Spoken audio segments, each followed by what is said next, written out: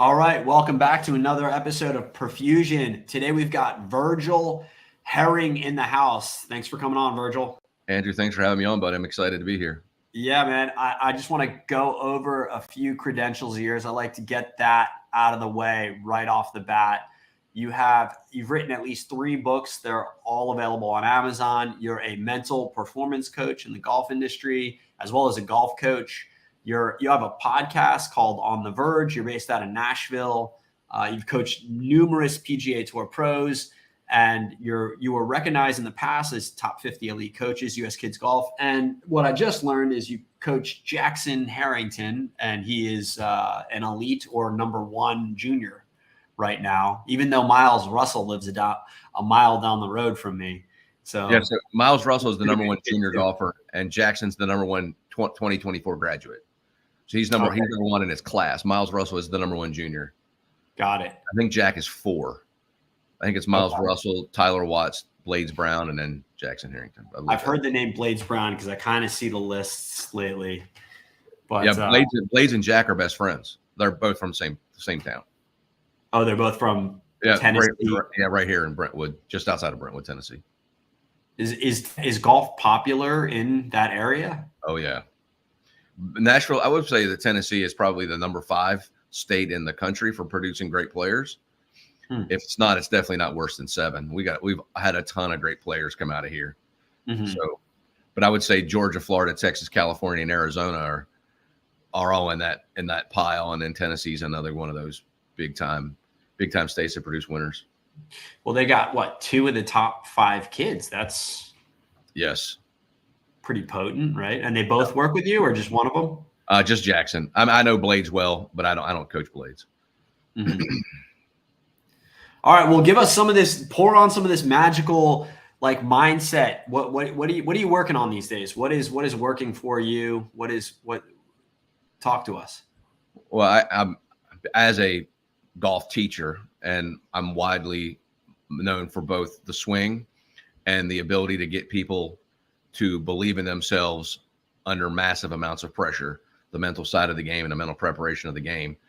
The 2 biggest things that I'm putting out is the process that it takes to be great, and how to be a vessel that helps somebody go from point A to point B, which is they come to me with I hope I can do it until they believe they can do it. And some people can win in the believe mode, but we transition ourselves from believing we can do it to knowing that we will. And there's a large gap between believe and know. Yeah. So what is expectation? Do you try and get your players to expect that they're going to make it, or how do you train them to get to believe or know? Is it just through a lot of practice, or are you doing therapy with them, or is it therapy while you're playing? Sort of therapy's kind of quote unquote, but how do you get them to actually believe in themselves? Especially, we were talking beforehand with kids that can hit the ball 350, 400 yards. How do you get a kid that can only hit the ball 300 yards believe that he can beat a kid that can hit a ball 380? Well, I mean, you have to use a lot of evidence, right? If the person who's hitting it 380 is hitting it as accurately as the person who's hitting it 300, that person has no chance.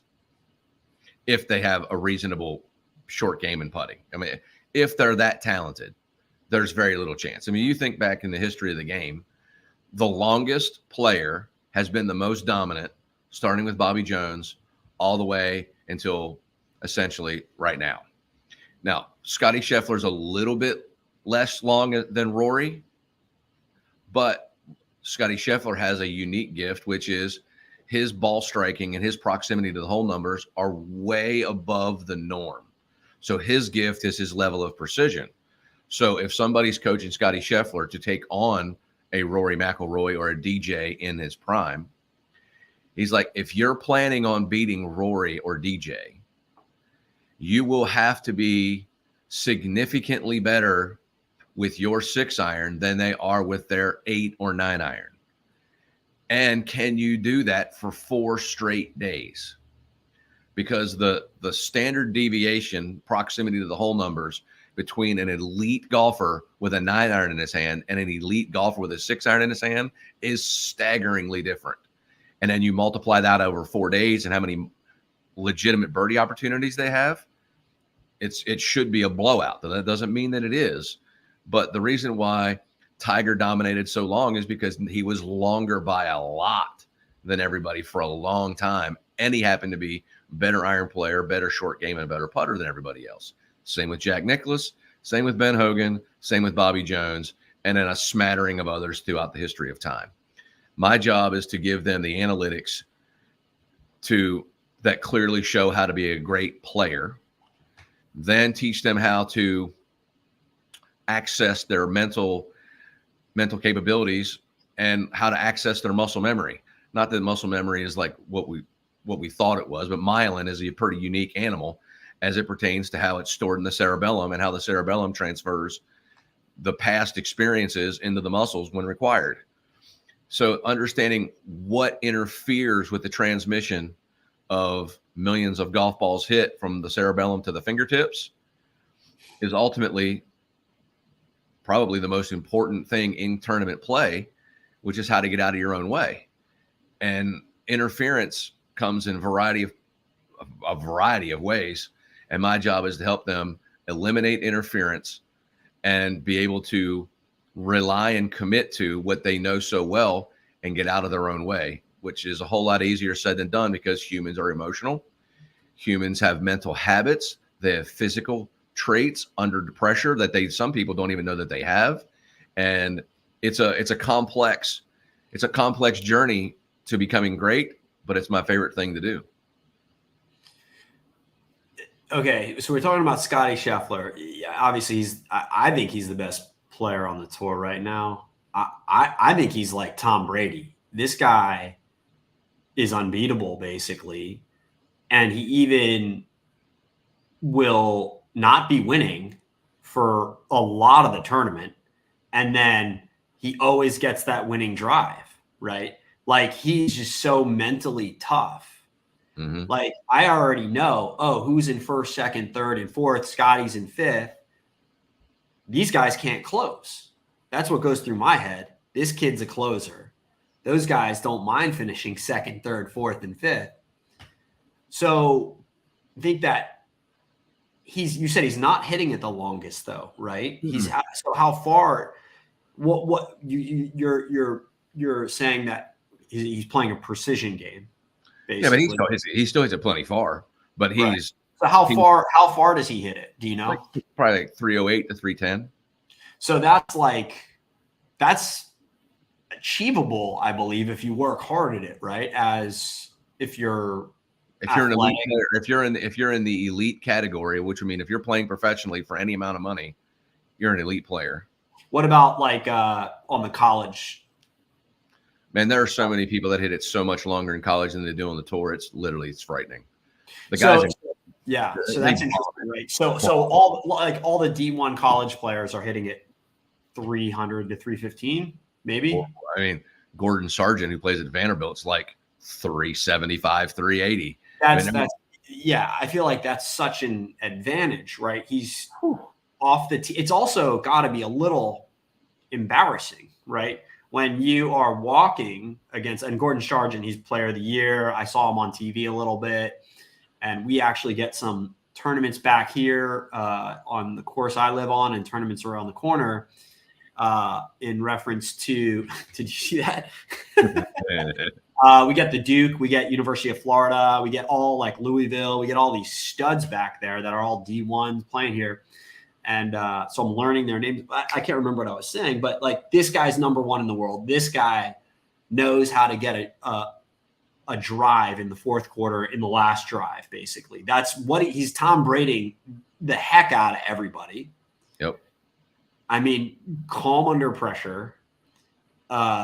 Just, and it is in not too positive. He seems like he's in a very neutral mindset most of the time. Why aren't these guys hitting 375 beating him? Well, because he has figured out a way to be able to hit his 7-iron as close or closer to the hole than Rory McIlroy hits his pitching wedge. And he's able to sustain that for 4 straight days a Got lot of the time. Right. Got So same thing happened with Colin Morikawa for just a window of time. The proximity to the hole that Colin Morikawa was hitting it from the fairway was so much better than Tiger in his prime for about 2 years that it was okay that Colin Morikawa barely hits it 300, because on a 500-yard par 4, he hits it 300 and Rory hits it 340. So Rory's got 160. That's a 9 iron, and Colin Morikawa is at 200 on the nose. He's got 5 iron. Colin Morikawa's numbers were absolutely frighteningly close to the hole from 200, and he didn't lose anything to Rory's 9 iron. And if he putted better, he would win. And on top of that, it is very demoralizing to the guy who's hitting at 340 right down the chute, hitting 9 iron to 12 feet, to have a guy who's hitting it 50 yards shorter than him hit 5 iron to 10 feet and keep doing it and doing it and doing it. The attrition of that is that's Colin Morikawa or Scotty Scheffler's power, which is radical high-end precision. And that is a neutralizer, but that is very, very hard to do all the time, which is why Scotty doesn't win all the time. It's why he didn't win. He wins a lot. He wins a lot. He wins a lot, but it's still at like 30%.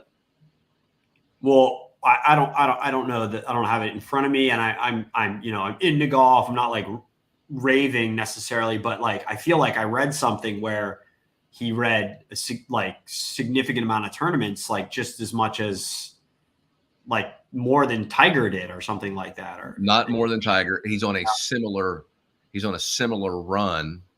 But what we'll have to wait and see is Tiger did that for 11 straight years.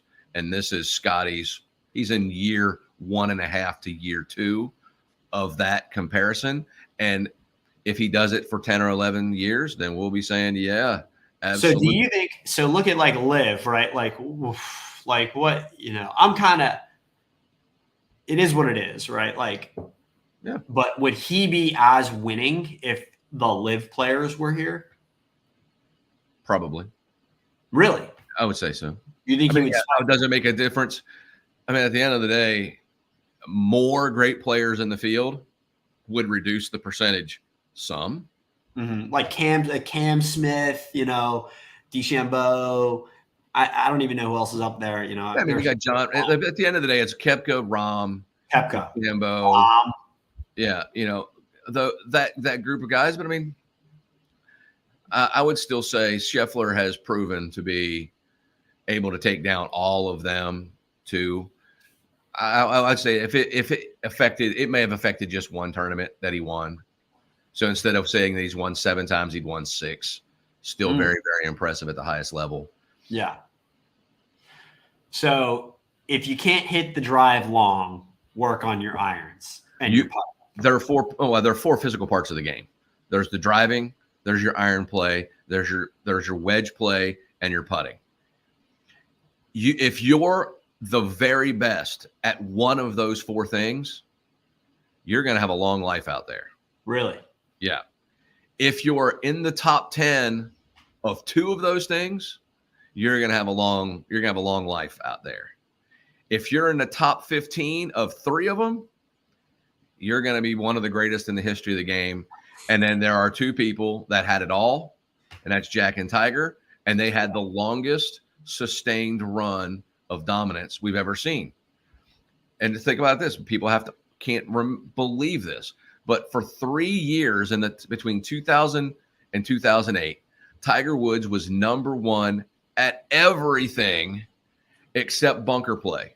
And in one of those years, he was like, his up and down percentage from the bunker was 53%, which is But he hit so many fewer bunker shots than everybody else because he never put himself in that position, because he was so good at everything else.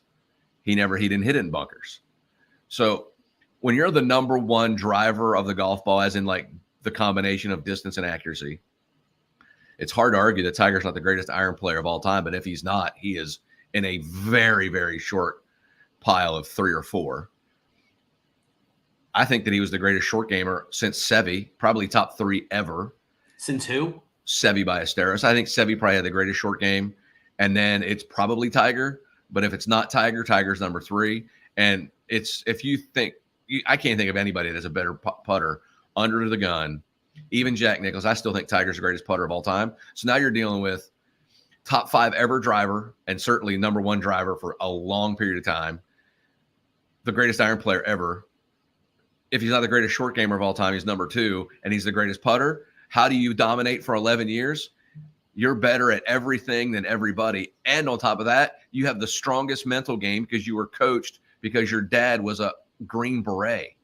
You have like high level military mental toughness training on top of all of those physical gifts. How did he become so dominant? Because he had no chinks in his armor. And for 11 years, it was Tiger versus the field, and people were betting on Tiger a lot. Yeah. Tiger. Yeah, he was like Serena Williams, just dominant for a while. I don't think there's anybody that can really say that they dominated. Well, didn't he win 15 majors, right? And somebody got 18, right? Yeah, Jack's got 18. He's got 15. Yeah. And so who do you think's better between those two?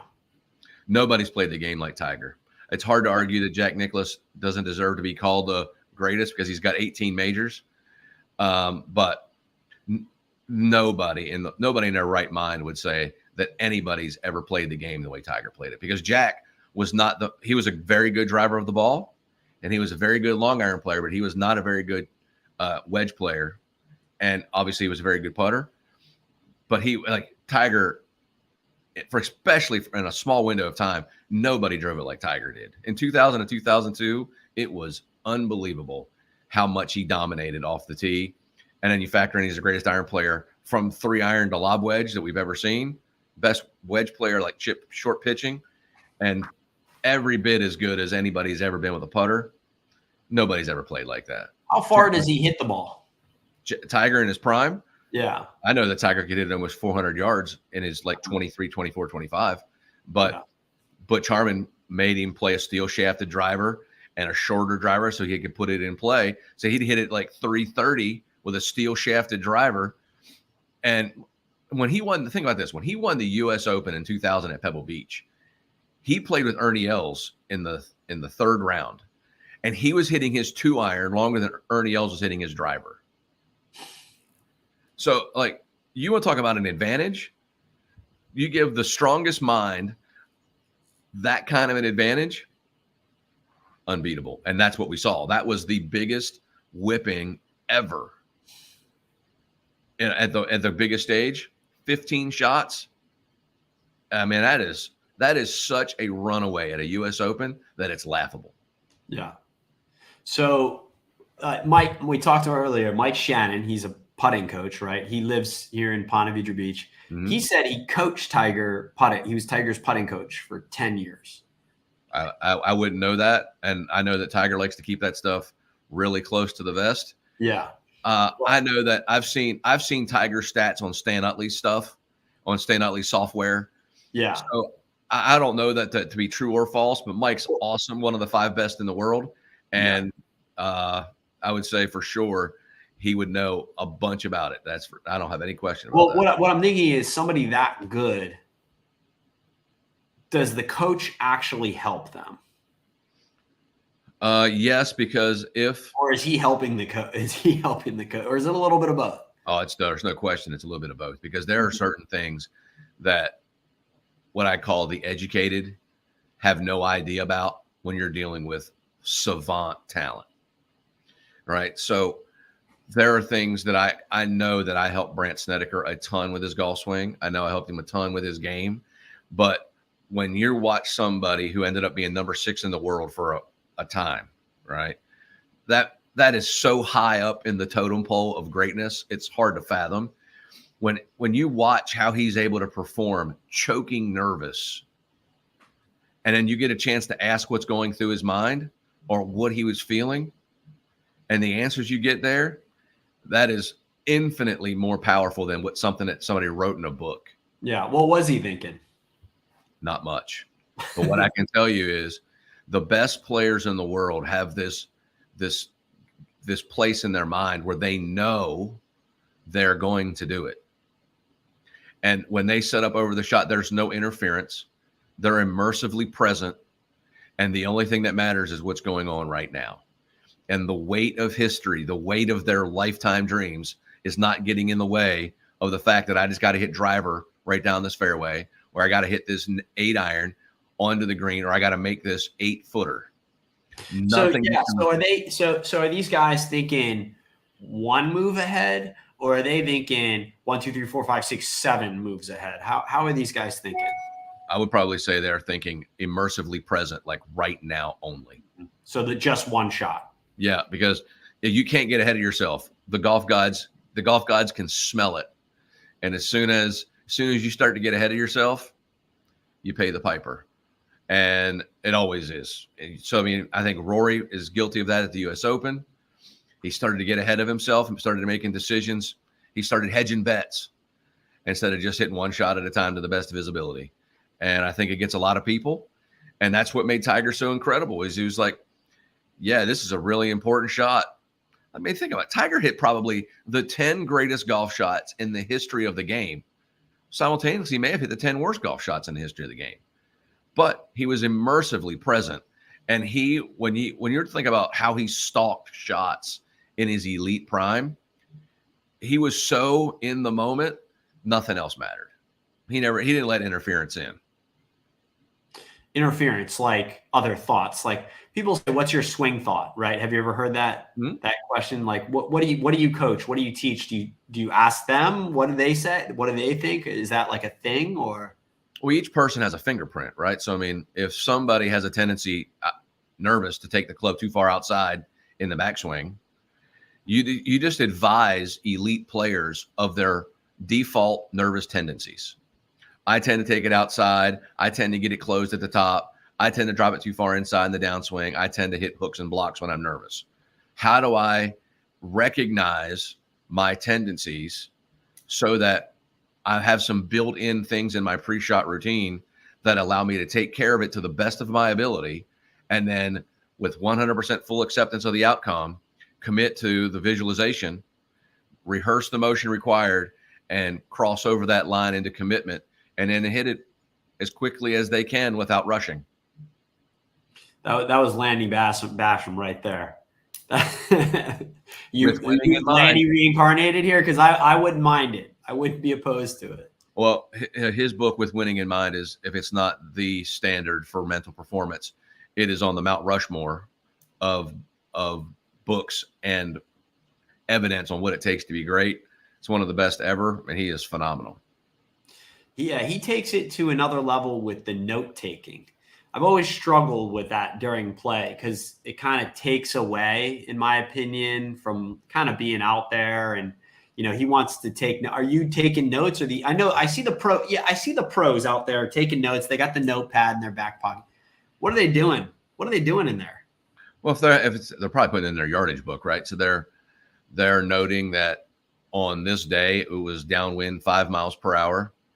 They hit it to here. That left them 167 yards. They hit 9-iron, and the pin was back right, and they hit it to 15 feet. And they'll say, oh, that putt broke 3 inches to the right. They'll just keep track of it all, so that if they notice that the wind shifts and they could carry the bunker yesterday, but they can't carry the bunker today, that may force them to hit 3-wood, so that they have a much wider area to land their T-ball in without penalty, so to speak. Because hitting it in a fairway bunker is probably worth about 0.6 add on to your score. So they're just trying to, all these guys on tour are just trying to play the percentages until they're basically the last day, or maybe in the last 9 holes, and then they're playing blackjack at the Bellagio. They're trying to figure out, they're trying to play to win, but they're also trying to do the smartest, most strategic thing, because golf is crazy.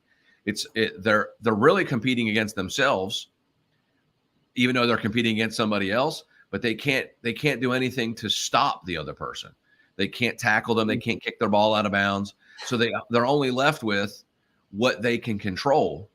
And that's probably one of the most different things about golf than any other sport, is that you can't do anything to somebody else. I saw this movie. I don't know. It was like about the Mexican kids, caddies. I don't know if you saw it on Netflix, and they would step on the other kid's line, right? Like dent their line. I guess they can't do that on the pro tour. They would get in trouble. I mean, they could do it once. Yeah. And then the payback would be insane. And the blowback would be unbelievable. Like they would be castigated, and it would be a bad situation for them going forward. Absolutely guaranteed. Yeah. Because the PGA Tour, golf itself is wrapped around integrity, and that would be a non-integrity move. And at the highest level, something like that happens, they're blackballed forever. So what about I got a question about kids golf, and then I got a question about live. But so my kid, I got a boy, he's like 9, just turned 9, and it's like it's very easy for him, right? Then you start taking them to coaching, and they're like, oh, you got to correct here, got to correct there, make some adjustment. Okay, it's fixed. You know what I mean? But it's very like for me, I hit a ball. I'm like, I can't hit the ball. I can't hit the ball straight. It's going left. It's going right. It's all over the place. You know what I mean? Unless I really, really practice.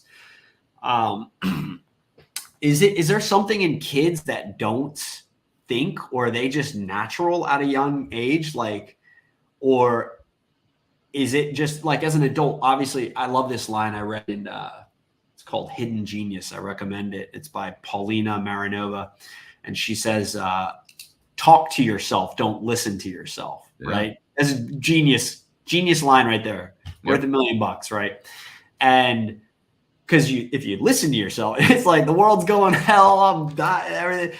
But if you talk to yourself, you're like, how would I talk to myself? Well, I would talk to myself positively. I would say, I'm this. And what am I doing now? I would be more present.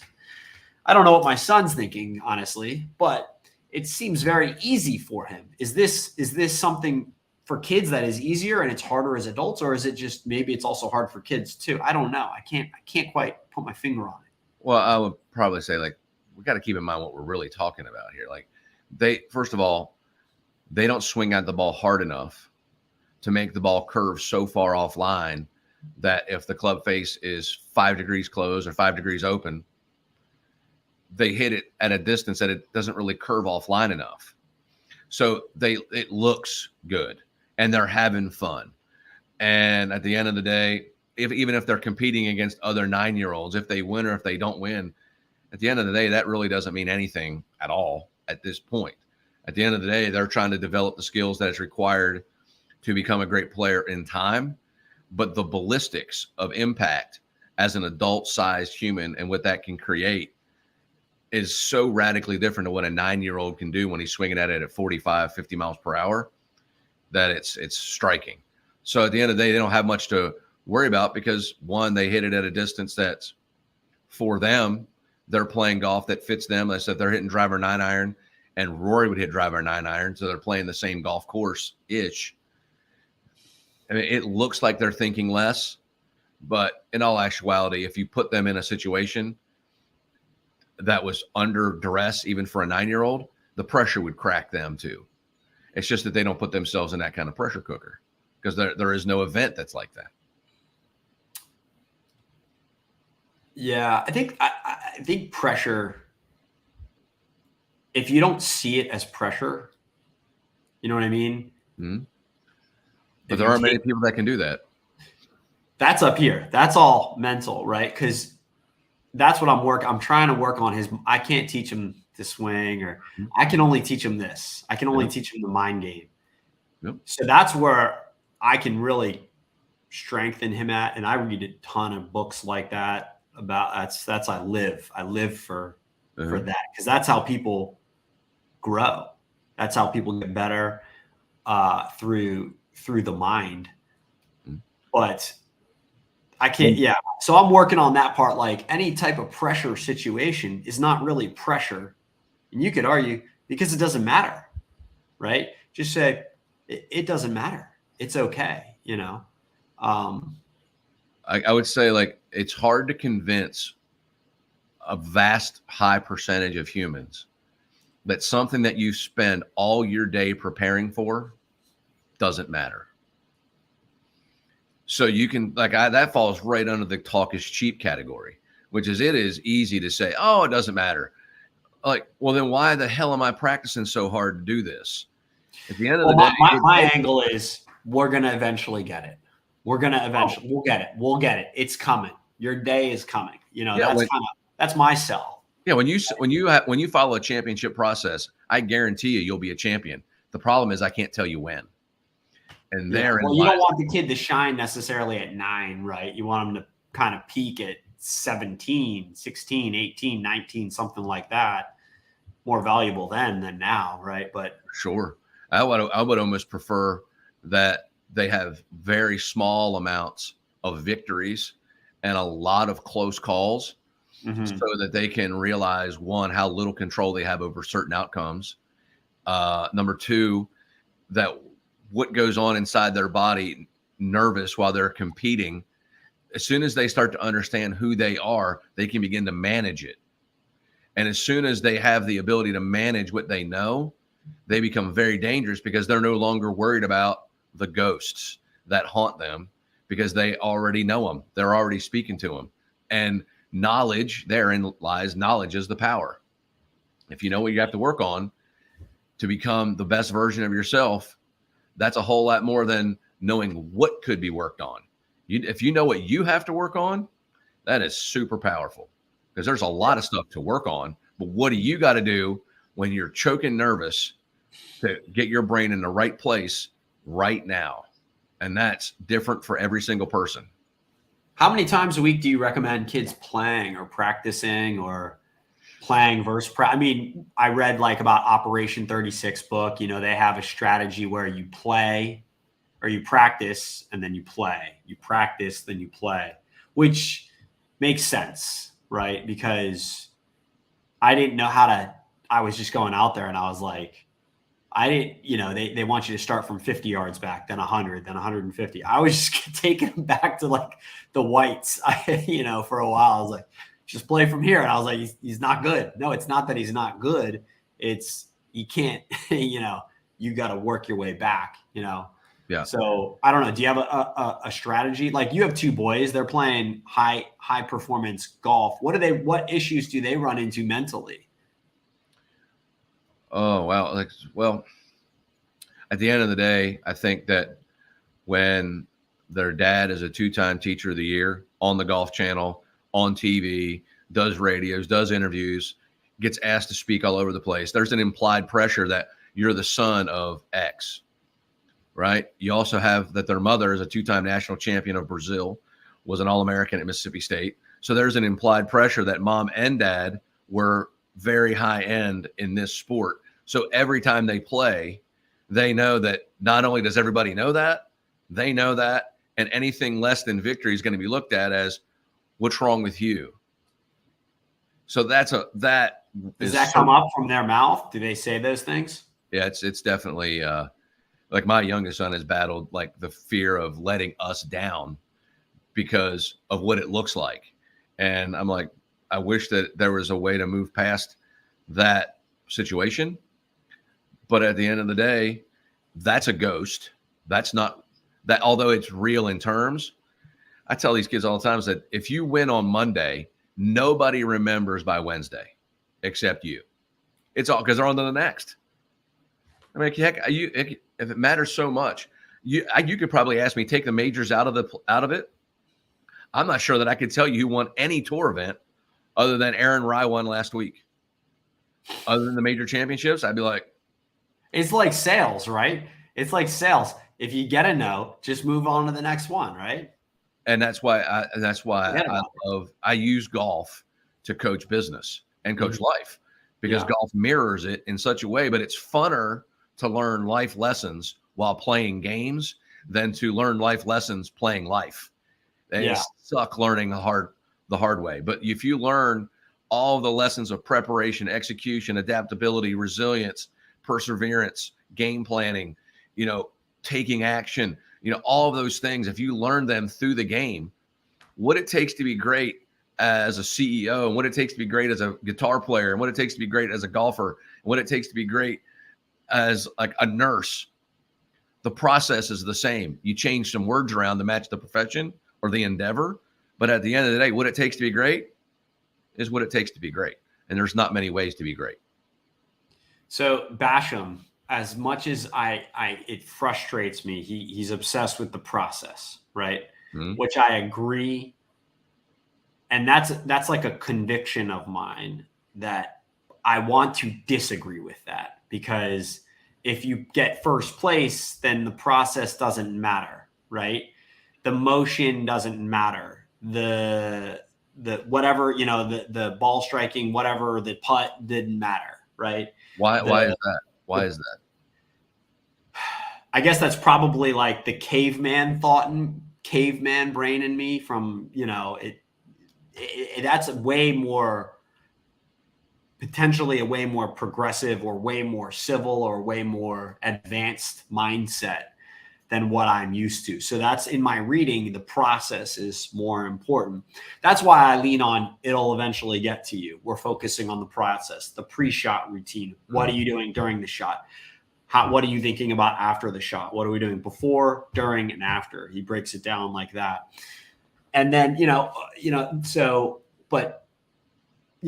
to, if you win, then the process doesn't matter, right? But I guess he says, if you track it at least, then you can figure out why you're not winning, theoretically. So you can kind of backtrack it through the process. What are you not doing? So that's a part I'm struggling with. I'm not saying I'm doing it. I'm doing it with my kids, but it is a little bit of an internal, like, feed the good dog or feed the bad dog. That saying, you feed the pit bull or the angel. It's like, is that really still the bad dog? I'm still struggling with that concept personally. Well, I would say this. I don't know if I agree with the if you win, the process doesn't matter, because it's the process that you followed that allowed you to be the best version of yourself. And if it just so happens that best version won the golf tournament that week, awesome. But if it didn't, it's still awesome, because if you played as best that you can play, that's all we can ask for.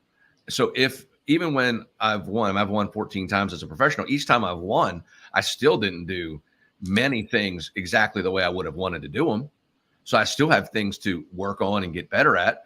But because my process was correct, and once again, talent being given, the person who's the mentally strongest wins a vast majority of the events. Take out some outlier events and some Hail Mary passes and miracle stuff. More times than not, when talent is a given, the mentally strongest person wins. And that's mainly because humans are emotional. When we make emotional decisions, we oftentimes make bad ones. And the ability to keep the prefrontal cortex out of the engagement in a performance sport is radically important while doing it. How much of golf is mental then, in your opinion? Professional golf, nearly all, because everybody's already really good. And at each particular talent level, it's all separated by the mental ability. But I'm here to tell you that if I could be as mentally prepared as I want, but I'm not beating LeBron James in a one-on-one game because his talent is so much better than mine. But I could be mentally perfect and get thunderstomped.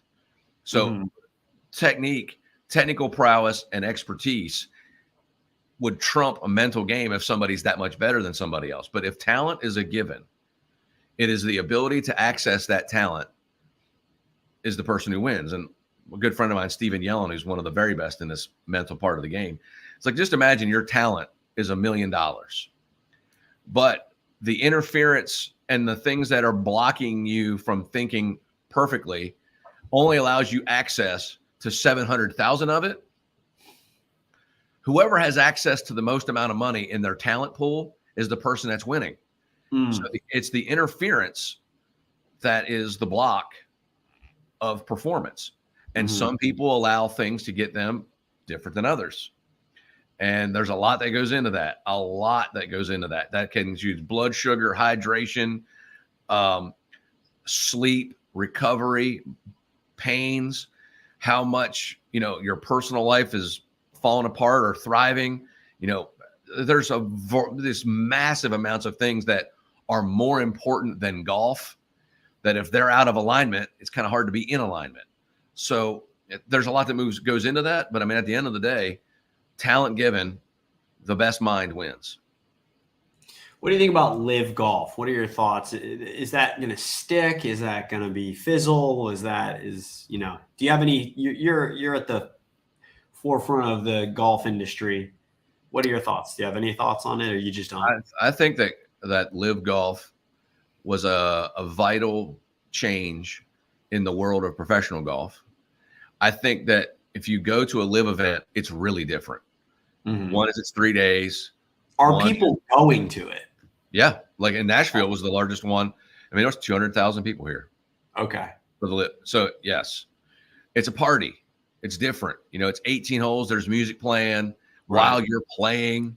It's a party. Are they going to start heckling? Do they heckle the players yet? Because they do it at baseball games. So I'm always like, no. Why are these golfers such pansies? Why can't we heckle them like we heckle baseball players at a baseball game, I think that the proximity is a challenge. Baseball, you're pretty far away. Golf, it depends on where you're sitting, but golf is you can't get as close to the pitcher at any point ever as you get to Tiger Woods on the first tee. Yeah. No chance. So at the end of the day, and if baseball was played with a historical quiet nature, and then all of a sudden there became an outlier stadium where everybody just booed you no matter what all the time, it would be very difficult for a person to handle it when forever the game has been played with a level of professional integrity of this. Aren't they doing that at Waste Management 17? Is that what that is? And yes, they do. And there are some people that love it. Yeah. But if you think about it, you take Scotty Scheffler out of it, and he basically plays it because he's the defending champion like 3 times.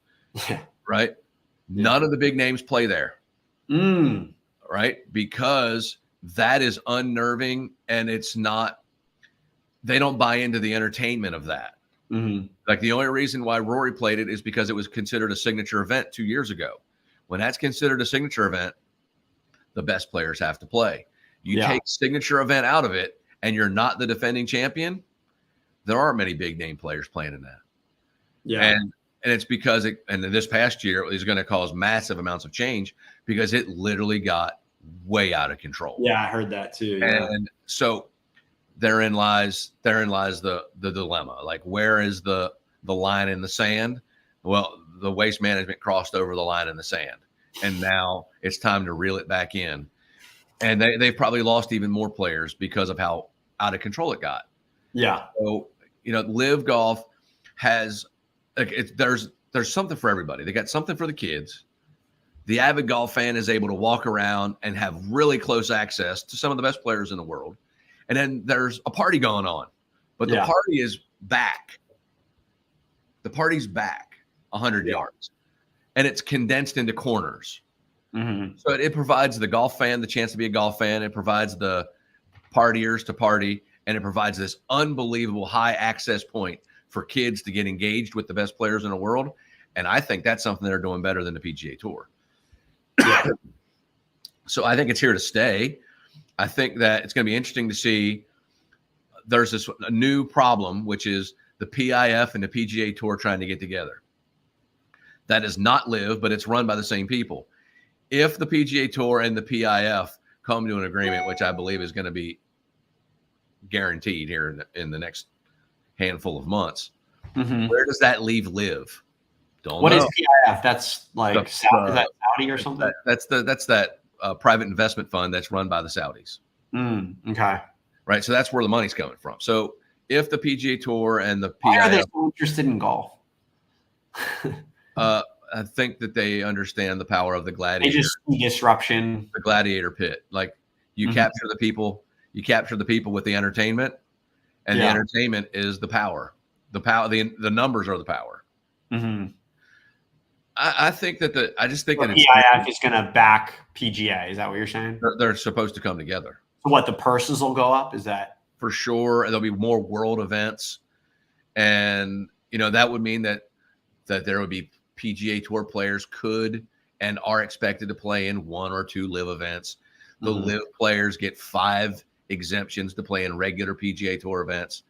Yeah. And at the end of the day, the PGA Tour got caught being a bully, the big elephant in the room, and they relied on their historical power and dominance and financial power through charity to be this immovable, impenetrable force until somebody with way more money than they have, who could care less about it, stole big name ticket people. Yeah. But they spent a lot too to do it. And like literally, it's like what they spent is literally like for you and I opening up an old suit that we haven't worn in like 3 years and find $300 in it. Oh, wow. Huh. I didn't see it. Why don't wear that? I remember now. Yeah. And you're like, because it is unbelievable how much money they have. It's unbelievable. No, they don't. They're not. I could argue maybe they are frivolously throwing some of it away, but at the end of the day, they completely and totally disrupted professional golf. And what's fascinating is that many people didn't like it. They didn't like the way it sounded. They certainly didn't like the way it came across. But again, largely, Phil Mickelson was right. Every single thing that Mickelson said about the PGA Tour turned out to be right. And when they turned their back and basically knifed Rory with behind the scenes dealing, and then left Rory and all the guys that were standing out there anti-living to the death for the PGA Tour, right there is classic PGA Tour bullying that ended up backfiring, and they ended up alienating their number one dude. You have a very different perspective than I do. That's interesting. It's so interesting. So you're more into it than me, though. So the PGA Tour is where history is made. Live golf is where lives are made. Right? Yeah. A lot of these guys are doing it to set their family up for the rest of their life. They gave them like what, 100 million, like 300, 400. Been offered McIlroy 800 million, Tiger $1 billion. No, they already have so much money that's not really an issue. But I guarantee that's why John Rahm left. I guarantee that's why DJ left. I guarantee you that's why Koepka left. A lot of the guys left early because they felt like the prime of their career was over. And I get that part. I get that, but yeah, some of them. But Cam Smith was a game changer. Yeah, that one was, and DeChambeau, a game changer. Those two are in their prime and have the chance to have a long-standing run of dominance in majors. Not DJ, not Koepka. I mean, even though Koepka won a PGA championship last year, he was a non-factor everything this year, and is not really. I mean, he's on the south side of great. He's already been the best that he's ever going to be. DeChambeau, no. Cameron Smith, no. And there are a couple of younger guys that may be that in that same boat, but largely the people that went to live were no longer chasing history. Now they're chasing financial well-being for the future of their families. They were already making a ton of money, but I guess, you think like, man, what are you playing for? Right? 200 million right up front. Making 10 million a year to 30 million a year. They get the endorsements too. They get a lot of money there that people don't know. All up front, one time. Yeah. Change. Oh, is that how the payout was? My understanding is that if it's not that, there is a large amount of that guarantee up front. It's a game changer. Yeah. And if you were told that, hey, you might earn $300 million being a great player, or I guarantee you're going to make $300 million because right here's the check. It's almost like selling a business, and here's your exit strategy, and I'm going to buy you out. You know what I mean? It's almost like an analogy like that. It's and like, I think John Rahm's paying the price of buyer's remorse. Yeah, I think John Rahm wanted history.